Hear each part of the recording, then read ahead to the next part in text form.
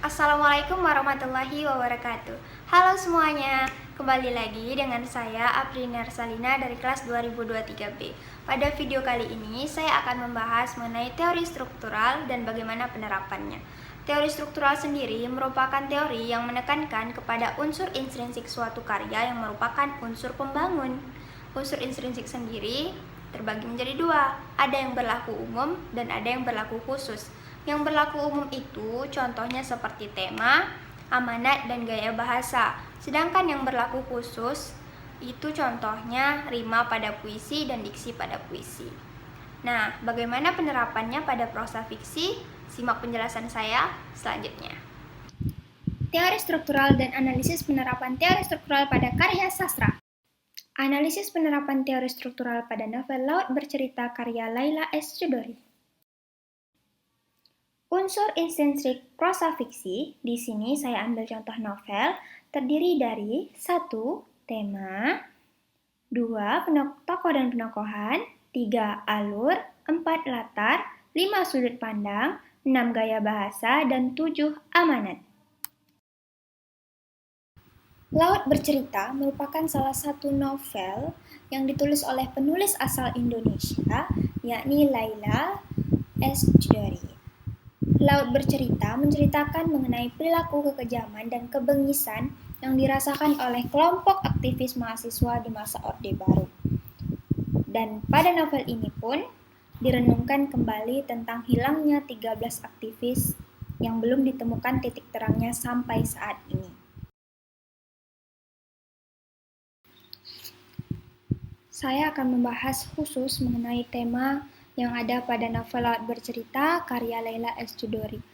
Novel ini mengangkat tema mengenai perjuangan mahasiswa yang merupakan aktivis pada tahun 1998. Di dalam isi novel ini tergambar jelas bagaimana perjuangan mereka untuk mendoktrin pemerintah. Namun, kegiatan mereka selalu saja diberhentikan oleh orang-orang yang mungkin saja bagian dari pemerintah, mungkin saja bukan. Mereka disiksa di dalam sebuah ruangan, tidak diberikan makanan, diberikan penyiksaan berupa diminta untuk berendam es batu, kepala mereka yang dipukul-pukul, serta kekerasan lain yang terjadi kepada para aktivis ini, yang kemudian satu persatu dihilangkan dan tidak dijelaskan di mana, karena memang faktanya para aktivis itu hilang dan tidak dapat ditemukan. Bahkan pemerintah pun memilih untuk tidak lagi membahas mengenai aktivis 1998 ini pada kenyataannya. Dan di novel ini pun tidak dibahas lagi, namun diperlihatkan bagaimana perjuangan dan kesedihan para orang tua beserta keluarga yang ditinggalkan oleh para aktivis tersebut. Yang pertama, yakni tema, novel ini bertema tentang perjuangan aktivis mahasiswa pada tahun 1998. Yang kedua, tokoh dan penokohan.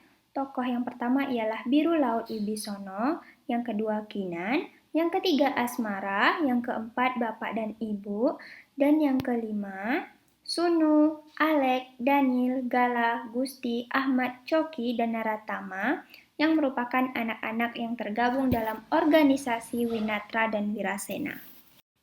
Unsur yang ketiga yakni alur. Alur yang digunakan adalah alur mundur. Awalnya menampilkan klimaks berupa detik-detik terakhir perjalanan Biru Laut, tetapi tiba-tiba mundur pada saat Biru dan anggota Wirasena mempersiapkan lokasi tempat aktivis mereka. Yang keempat adalah latar.